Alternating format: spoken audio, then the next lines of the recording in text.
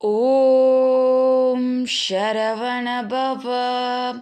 அனைவருக்கும் என் மாலைக்கண் பணிவான வணக்கங்கள். தினந்தோறும் ஒரு திருப்புகழை படியுங்கள். மன நிம்மதியும் மன அமைதியும் பெற அந்த இறைவனிடம் நான் மனமாற வேண்டுகிறேன். இன்று நாம் காணப்போகும் திருப்புகழ் ஜபமாலையும் உபதேசமும் தந்தருள்க. ஒரு பக்தன் தன் முருக கடவுளிடம் வேண்டும் ஒரு அழகான பாடல் வரி இதை காண்போமா?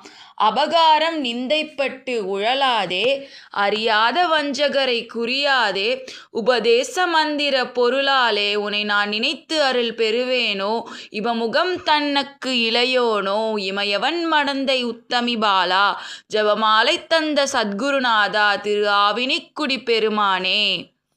இக்கருத்துரையில் எனக்கு என்ன கூறுகிறார்கள் என்றால், வஞ்சனை செயல் புரிந்து பழிவாங்குவதற்கு ஆளாகாமலும் தீயவர்கள் தொடர்பில் இருந்து நான் விலகி நல்வாழ்வு பெற வேண்டும், என் வாழ்க்கை விளங்க வேண்டும்.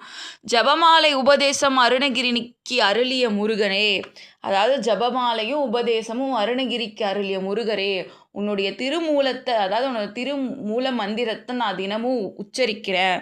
எனக்கு உயர்வு பெற வேண்டும். நான் நான் உன்னோட மந்திரத்தை உச்சரித்தே நான் உயர வேண்டும்.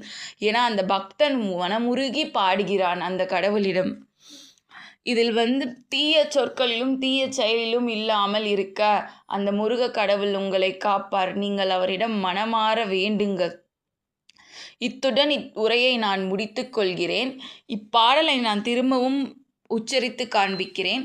அபகாரம் நிந்தைப்பட்டு உழலாதே, அறியாத வஞ்சகர் குறியாதே, உபதேச மந்திர பொருளாலே உன்னை நான் நினைத்து அருள் பெறுவேனோ, இவமுகன் தனக்கு இளையோனோ, இமயவன் மடந்தை உத்தமி பாலா, ஜபமாலை தந்த சத்குருநாதா, திரு ஆவணிக்குடி பெருமானே. இக்கருத்துரை உங்களுக்கு பிடித்திருந்தால் என் கருத்துரையை கேட்ட அனைவருக்கும் நன்றி.